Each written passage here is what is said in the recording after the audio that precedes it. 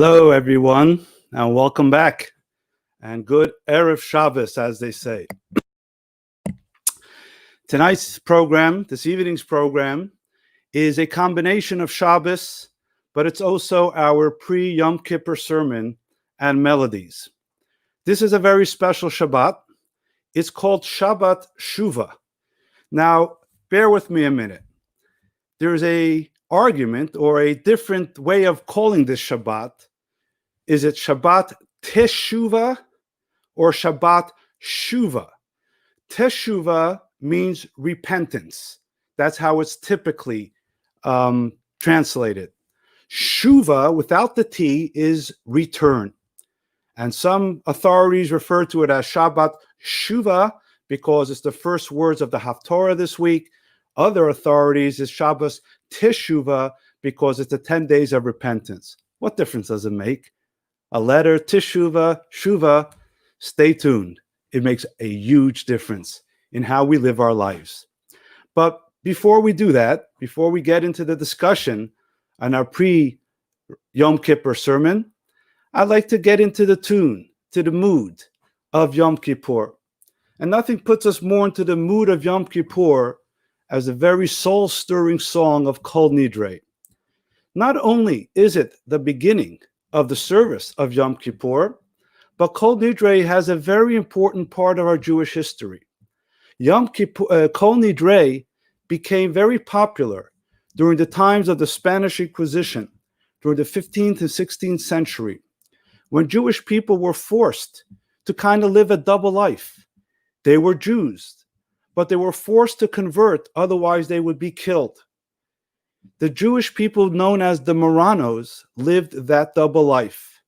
Outwardly, it appeared that they converted, but secret and adopted non-Jewish customs and culture. But inwardly, in their own personal lives, they retained their Jewishness. When it came to Yom Kippur, and they would come to God for forgiveness, they would ask them to annul their vows. Kol Nidre means all our vows.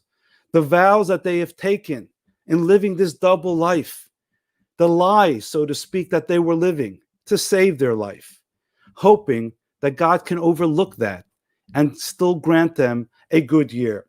So Kol Nidre is not just a throwback to history, but in our own life, we make compromises, we make decisions, not necessarily because we want to, we feel compelled, we have to fit in. But that may not necessarily be where we're comfortable. That may not necessarily be our comfort zone. And therefore, when we go to God, we say, God, we know you love us. We love you too. Please absolve us from the false commitments that we have made to other gods, not necessarily an idol, but to the other things that we worship that distract us from our relationship. We'll talk more a little bit about that in a few minutes, but to set the mood of what Yom Kippur is about, what the Shabbat before Yom Kippur is about, we're going to have our guest artist, the Hasidic singer Eli Marcus, who inspired us so much in our Rosh Hashanah program, to sing a bit of the Kol Nidre for us before we begin the sermon. My dear friends, let's pay attention, let's open our hearts, and open our souls.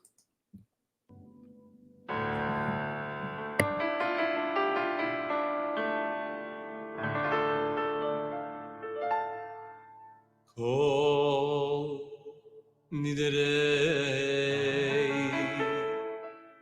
vesorei ushivuei vacharomei vekoinomei vekienusei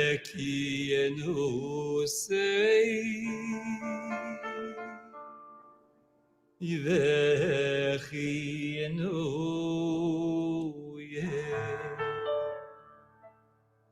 Ay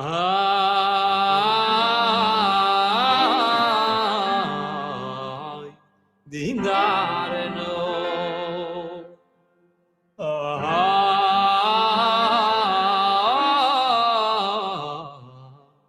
ודשתבענו, ודיחר ימנו,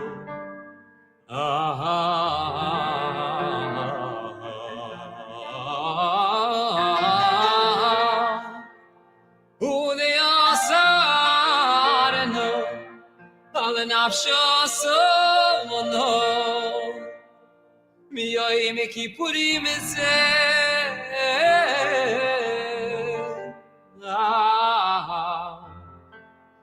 יום כיפורים, ay ay ay ay ay ay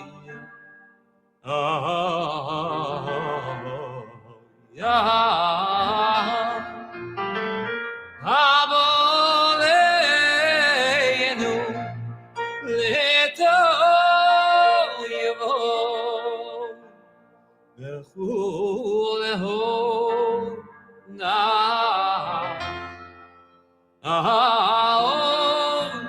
יחרבנו ביום ay ay ay ay ay ay ולהור יהוי נשורו שבי יקים שבי יסי בתהילים ומבוטלים ay ay ay ay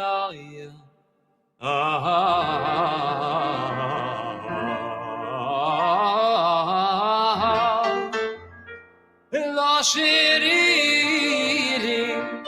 ולא קיומי נדרונו לא נדרה וסורונו לא אסורה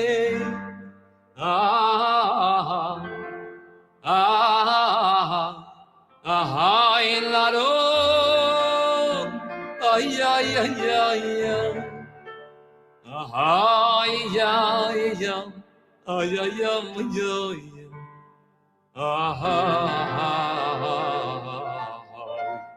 da da da da da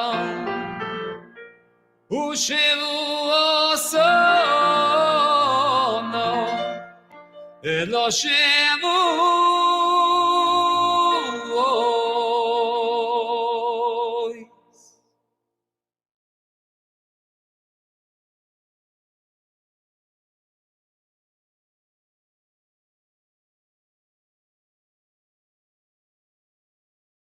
How soul stirring. You hear me? On? Yeah. Okay. How soul stirring that is. That song puts us into a mode of introspection, a mode of reflection, a mode to really discuss the power, the energy, that unique day called Yom Kippur. You know, a boss once asked his employee, "Do you believe in life after death?" And the employee said, "Yes, sure. Yes, sir, of course." "Why do you ask?" He said, "Well, good. I just wanted to make sure. Because yesterday, after you left early, because you told me you're going to your grandmother's funeral, she stopped in to say hello." You know, there are many times, and we should do this often, that we have to revisit and review and rethink what it is that we believe in, so that we can have a better understanding and a stronger faith. It's never an issue to question our faith, because questions bring strength. And that's what we do on Yom Kippur. We reflect. We reflect on the very important aspects of our faith, so it makes us stronger people. And even though we may not always come to the same conclusions, but the reflection itself is a valuable exercise. So I want to talk about this faith, because not only Yom Kippur is forcing us to reflect on our faith, but the whole situation, the whole COVID, the quarantining, the social distancing, it's all forcing each of us to think about what's very important. And therefore this year, Yom Kippur, is a guide into that very special space of our inner self. You know, I saw a meme the other day. Now, hear me out on this. It's not what you think I'm going. But this is how it went.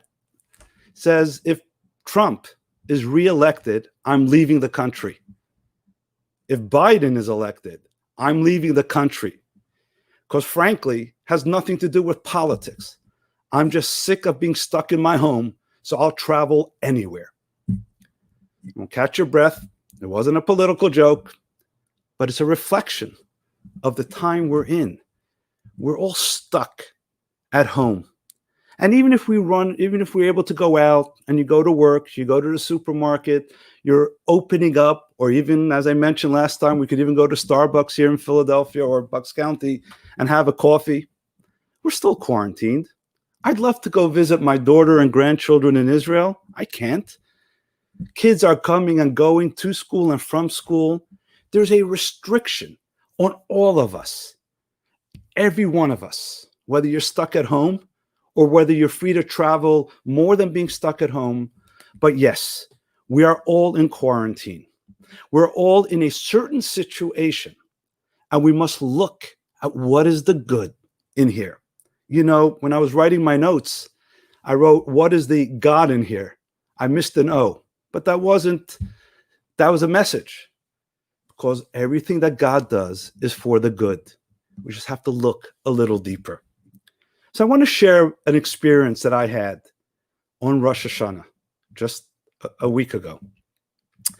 We had here in Lubavitch, Bucks County, we had services inside, we offered services outside, and we helped people to do services at home. We were very busy, very creative. And I was running together with Rabbi Weinstein the service here in Newtown, the inside service. But I must tell you, it was very sad, because although I was sitting with a community of people, there was a certain loneliness. The room was empty, a room that's usually filled from wall to wall with hundreds of people, had maybe 100 people between upstairs and downstairs because of social distancing. So although I was so lucky to be with a community, there was a certain sadness that I was missing the rest of my community. That was the first day of Rosh Hashanah. That was the second day of Rosh Hashanah. Until the afternoon. The afternoon, we arranged for all those that are not comfortable yet to come into a building, which we understand and respect. We created a service in the park just 2 blocks away from our center. It's a little baseball field, a little league baseball field. And I'm walking to the park thinking, who are we going to find? How many people are already going to show up? We didn't have reservations. And a block away, I see a big crowd. And there was a baseball game going on. And we were meant to meet at the other edge of the crowd, other edge of the field. And I see this crowd. And I keep thinking, really? It's probably for the baseball game. It's probably the parents, the grandparents, everybody's watching this little league baseball game. And as I get closer to the crowd, I realize it's not the baseball game that they're watching, because everybody's back is to the baseball game. It was the crowd, the rest of the community that came out to hear the shofar. Because although they weren't comfortable to come indoors, they still felt that connection. And they felt that they want to be connected. And like I told them there at the baseball field, I threw away what I was planning to say. I was so touched. I was so overwhelmed. I was so full of joy that my brothers and sisters, although they couldn't find comfort indoors, were strong enough and even stronger to demonstrate their Jewish faith outdoors. And it lifted me up because I saw that we were really together. And my friends, it wasn't just that particular service, but all of our services that we created for our community, for the broader community, from people of other synagogues who weren't able to attend. Each one was filled to capacity according to our COVID regulations. We expected maybe 50, 60 people to come indoors. It was 100 people. Our Hebrew school expected maybe 10, 20 kids of an outdoor service. It was filled to capacity. Same thing with our service in the tent in Yardley. Jews want to connect, although they have every excuse not to have to come to services. They have an excuse to take off for a year. Take it easy. They came. They knocked on our doors. They forced us here at Lubavitcher, Bucks County to go beyond our comfort zone. Something special is going on here. Something deeper is going on that we're witnessing, that is growing out of this very sad situation in the world, but exposing something incredible that I want to share with you. And I thought about this, and I was reading, a lot of rabbinic sources, and rabbis are sharing their ideas. And there's one particular idea that I came across that helped me define for myself what's going on here for me. And I want to share it with you because it's very important for Yom Kippur. It was a lesson that we can learn from the sequoia trees, or as we know it, the California redwoods. The California redwoods are trees that are thousands of years old. One of the oldest one is dated to 3,500 years. Imagine. That's before Abraham. It's before Moses. It's before the Jews were in Egypt. Before Columbus came to discover America. These are tall trees, 360 feet high up to, 56 feet diameter. These are huge trees and old trees. And you wonder, how do they exist? How do they survive? If they are here through all the storms and all the hurricanes and all the tornadoes and everything that has gone through 3,000 years of history, their roots must be very deep. If they are 360 feet high, if you know how trees work, the roots must be at least half of that to keep it firm in the ground. But a study was done. And what did they find? Actually, that's not true. The roots of the California redwoods are not 100 feet deep. They're about 5 to 6 feet deep. 5 to 6 feet deep, holding up a tree 360 feet. And that allows it to the stability to grow so tall, be so strong, have so much endurance. How could a 5-foot root allow such a big tree to survive? But this is the catch. It's 5 feet deep, but 100 feet wide. So instead of the depth into the ground, it's 5 feet, but it goes to the right and to the left. And guess what happens? There's another tree that's closer than 100. And all these California redwoods in this forest, all the roots are interconnected with one another. So although it's 5 feet deep, when the wind comes, it's not blowing one tree. This tree is connected to all the other trees. And that's what gives it the strength. That's what gives it its endurance. And this is our story. We may be superficially separated from one another, but there's something deeper in us that connects us to one another, our Jewish soul. And I want to share a beautiful story I just heard yesterday that's gone viral, but I want to make sure you hear this as well. It's a story shared by a colleague of mine, Rabbi Ashkenazi in Israel, who says he grew up in the Chabad village, right near Tel Aviv, called Kfar Chabad. And in Kfar Chabad, their cantor on Yom Kippur was a fellow named Reb Zalman Brunstein. As he describes it, a short fellow, but a powerful voice, a heart-stirring voice. And although he had this beautiful voice and powerful voice, Rabbi Ashkenazi says that he realized that his Kol Nidre, his Yom Kippur song, just is otherworldly. It's just not the regular way that he sings or any cantor sings. So he said he was a young kid or maybe a young teenager, and he had the guts to go visit Reb Zalman and ask him, Reb Zalman, tell me, what's behind your Kol Nidre? It's just not the typical Kol Nidre. Share with me. And Reb Zalman tells him the story. Reb Zalman tells him that before I begin Kol Nidre, I close my eyes and I disconnect from where I am and I go back to the World War II. I was a young man, married, with, I think, 2 children, living in Moscow. And as the Nazis were invading Russia and the bombs were flying all over, Russia, the Red Army, the Russian army, was so desperate, they grabbed everyone they drafted, including him, Reb Zalman.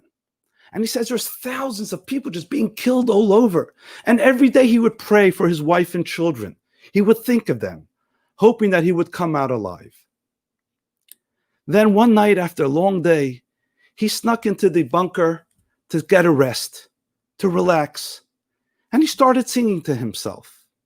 And unbeknownst to him, in that bunker was a very high general of the Russian army and heard Reb Zalman singing.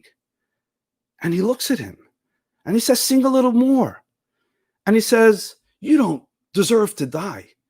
I want you to be part of the Red Army choir. We need voices like that. And he schlepped him and saved him, literally, from being killed in the war. And he became part of the Red Army choir. He even had solos. He had such a beautiful, gorgeous voice. One day he gets a note from the choir master that they have to prepare for a very special performance in front of hundreds of army medical doctors to give them a little bit of encouragement. And he would be the star soloist. Said, no problem. He looks on the date and he says, it's finster fader egen. It's just like, oh my gosh. OMG with 20 exclamation marks. It's the day of Yom Kippur. How's he going to sing? How's he going to be part of such a celebration or such a un-Jewish thing when he should be davening to God? He didn't know what to do. As the day approached and they came to call him to sing in the choir, Reb Zalman made believe that he was sick. He said, he got himself, he can't talk. He made his voice gargle. He's sick. He was all worn and drawn. Somehow, some way, he was able to convince them that he was sick. They had no choice. He can't sing. His voice isn't working. He thought, finally, he had some respite. Yom Kippur, it's quiet. He's meditating. He's reflecting. He's singing some tunes that he remembered from home. He didn't have a Mauser with him, but he had faith. He had a strong spirit. And as he's in this moment of intense meditation and introspection and connected to God, he hears a bang on the door. He said, uh-oh, they caught me. The door opens and there's 3 high-ranking generals from the Russian army. And they say, Bronstein. He says, yes. He said, Bronstein, you know what day it is today? He had to be honest. He says, yes, it's Yom Kippur. And he felt that was it. His cover was blown. And they look at his scary eyes and they tell him, don't worry. Don't worry. We're Jewish. We heard you sing and we'd like you to sing the Yom Kippur songs for us. He looks at them. He feels this is a trap. He says, how can I? My voice isn't working. My voice is just, I couldn't even sing at the concert. He said, Bronstein, come with us. And he follows them to the forest where nobody can hear. And they all 3 look at him and says, Bronstein, we are fellow Jews. Today's Yom Kippur. Please sing for us. And he says he's singing, he's facing east or west, whatever they faced in Russia. And these 3 soldiers are behind him. And he's leading them in song. And that moment of isolation, that moment where only 4 Jews from the Russian army are there praying to God, was the moment that he felt such a strong connection. And then he looks behind him and he sees something that he says he'll never forget. He sees the 3 high-ranking Russian soldiers, officers, crying with bitter tears, their soul moved, inspired, connected. This is the connection that we all have as Jews. We may live different lives. He may have been an Orthodox Chazan, and these are 3 assimilated soldiers in the Russian army. But on Yom Kippur, they found a way to connect. The roots beneath the surface are interconnected. That gives us the strength that we're never really alone. Maybe superficially, we may be isolated, quarantined, some people in shul, some people out of shul. But the shofar in the park taught me that beneath that isolated surface, where we each do our separate thing, we are interconnected through the roots of our soul, of our tradition. And when we can connect to those roots, it gives each and every one of us personal strength, personal ideas to be able to move forward. So today I ask you the question, what are your roots? What do you feel deeply connected to spiritually? When your materialism falls apart or begins to have cracks, as every one of us is experiencing over the last 6 months, things that we held so dear either are no longer here or are weakened. What is your strong point? What are your strong roots? What are you deeply connected to from where you gain your strength? From where you gain the ability to withstand the strongest storms. Who are you in depth connected to in a very deep way to give you that strength? And Yom Kippur is the day we reflect on that aspect of our faith. On Yom Kippur, we are told is a singular day, Echad B'Shana. It's the only holiday that we celebrate one day here in the diaspora, because it's a singular day. It's a day that you become one with God. It's a day that you become one with others. It's a day of oneness. And here again, we ask our question, what are you one with? What is your deep-rooted connection from where you draw the strength? And Yom Kippur gives you the insight that it is God. What does that mean? That's an easy, abstract God. I'm connected to God. Does God really mean anything? Is God really something that I can draw strength from? God is so abstract. God is so detached. So that's the other meaning of a singular day. Try to think about, is God really detached? Or is he really your deepest core? See, the problem is that the word God doesn't mean anything.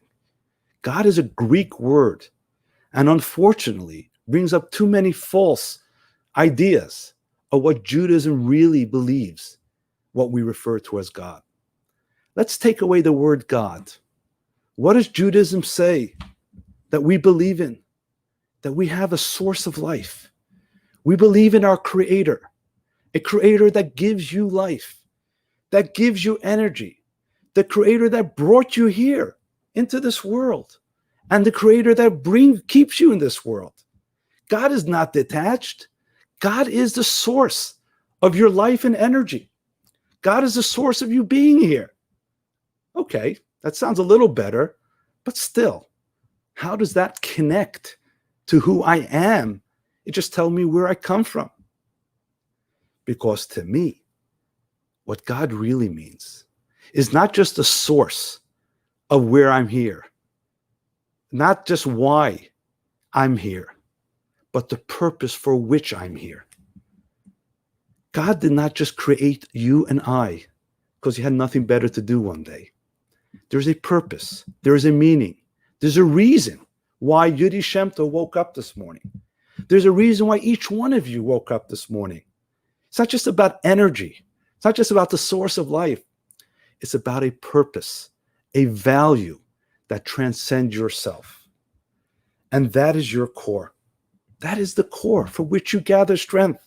Because anything that happens in our life superficially, if we dig deep down into the core of why we are here, the purpose for which we were brought here, there's a purpose in everything that we do. as we discussed at length in Rosh Hashanah. So this is what I want to provide for you. I want to provide for you this Yom Kippur to think about that.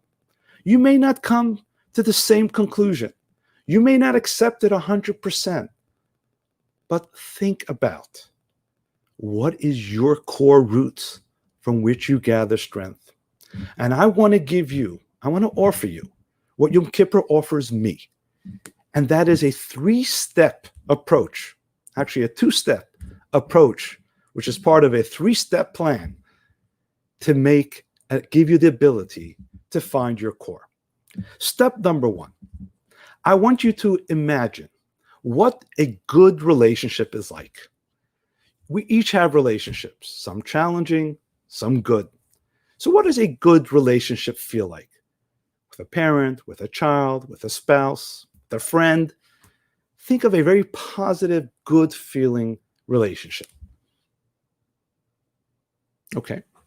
Now, step number 2. Ask yourself a question. How is your relationship with the source of your life, with your creator? Does it elicit the same feelings as step number 1? If you're human, it probably doesn't. And therefore, we need step number 3. And step number 3 is, when you want to develop a meaningful relationship, it doesn't just happen like that. You go out on a date and you find out about each other. And then you go out on another date. You find out more about each other. And the more you date, the more you find out, the closer you grow. So why don't you do that with God? Make a date. Go out. Have a good time. And guess what?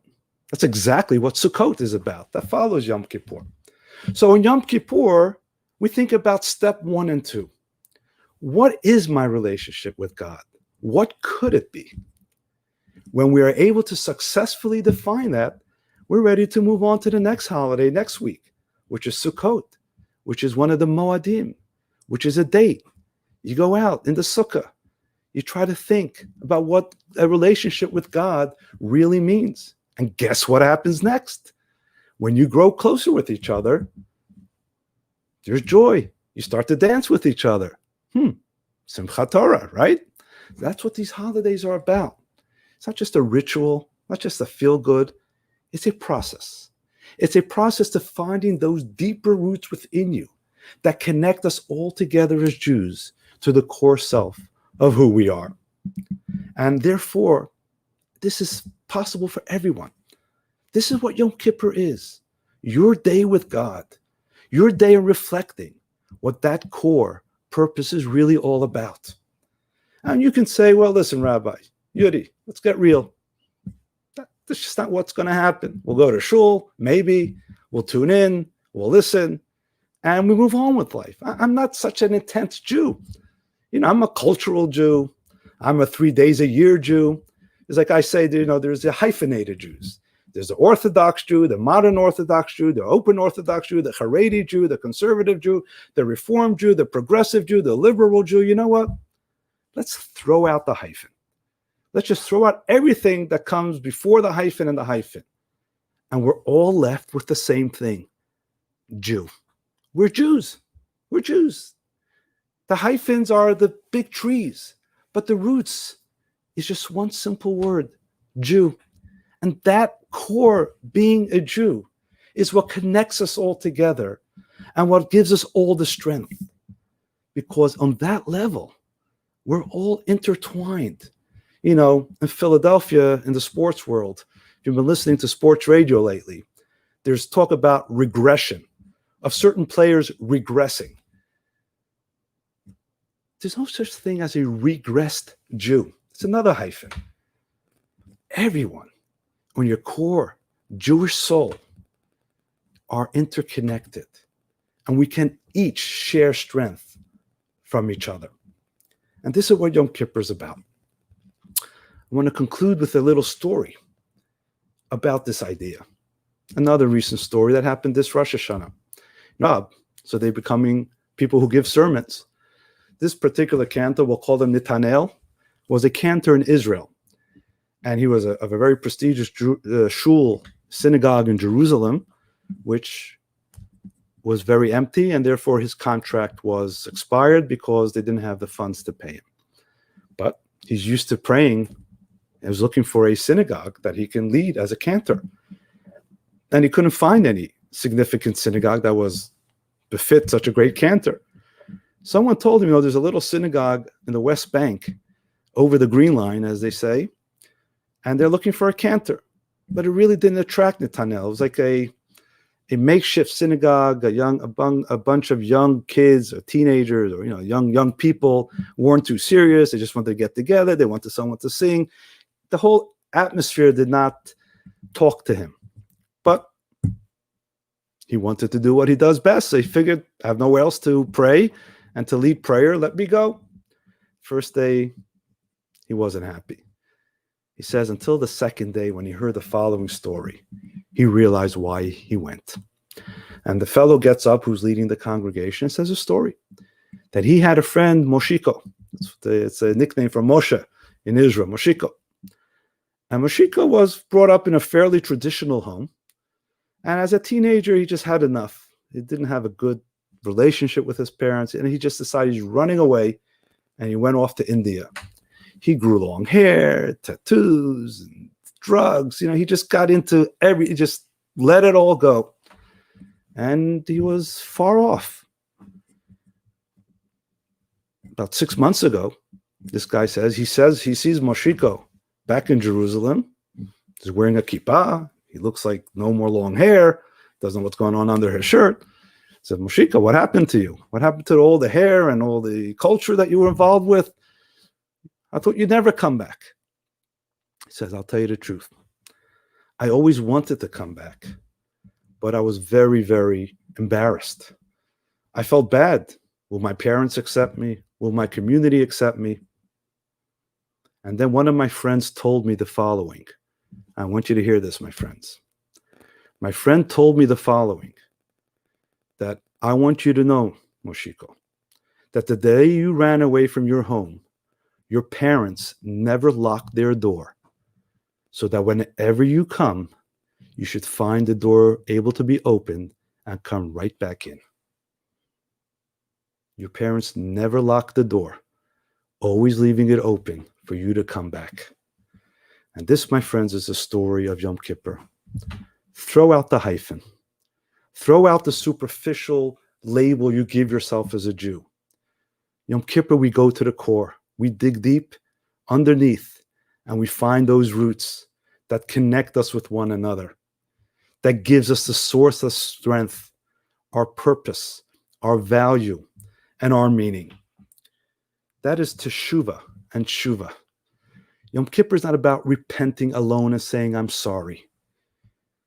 Yom Kippur is about shuvah, realizing that God never unlocked that door, never locked that door. And you're always welcome, because those roots are what give you the strength. As I drove up Swamp Road yesterday, I saw a sign on the Bucks County Community College that came out of COVID, when many kids can't travel to their big, expensive colleges. Now listen to this line, brilliant. It says, stay local and go far. Stay local and go far.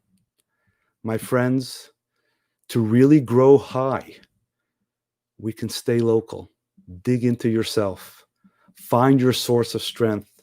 Define that core of what you are, interconnected with your fellow Jew, with your community, with those that you cherish so closely, that will give you the strength not only to withstand a light storm, but to withstand even the greatest hurricane that may come.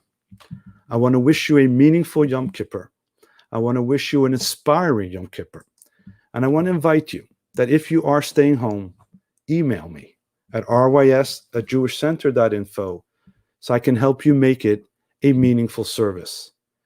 Because on that day, when you're united with your core and with God, if circumstances prevent you from coming to synagogue, the day itself has the power to move you, to help you grow, to help you move forward and give you the inspiration that you need.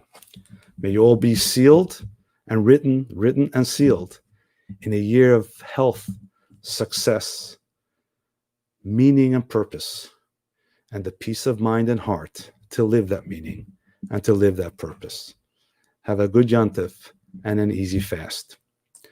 I'm going to conclude with two melodies by our guest, Chazan, as we call him, Eli Marcus, who's going to sing for us two songs, one a more introspective song and one a more of a joyous song, which will conclude our program. One of my favorites, really one of my favorites from all the high holiday songs, Ki Hine Kachomer. It's a poem, it's a song that really gives us the idea of our relationship with God.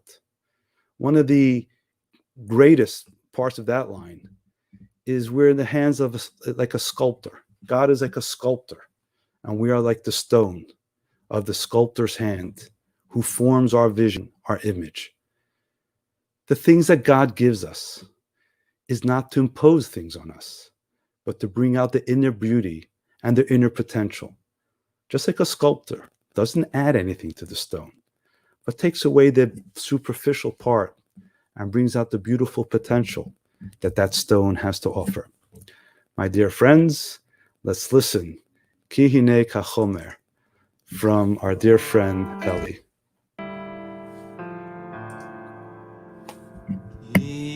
Hine kachoyme biyada yoytzei birtzoy soy marchi ubirtzoy soy mekatzei kein anachnu beyodcho Chesed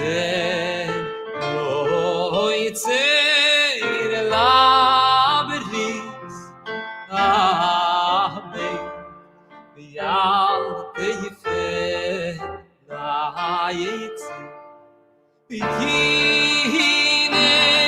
Koeben V'yadam Esater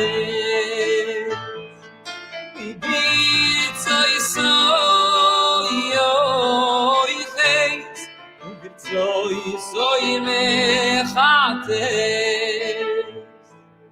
Hey nanachnu yodcho mechaye umemoiseis labris habe V'yal teifer la'yitzer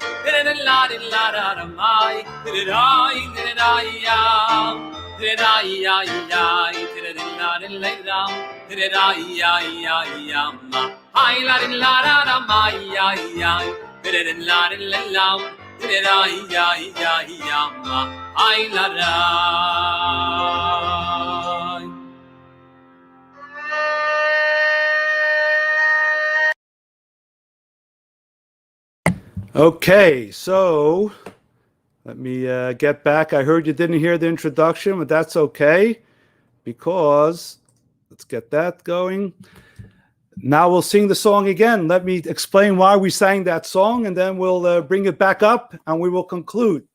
So this is a song of Napoleon's March, the Alter Rebbe, Reb Shneir Zalman, who founded the Lubavitch movement back in the 1700s when Napoleon was waging his war with Russia.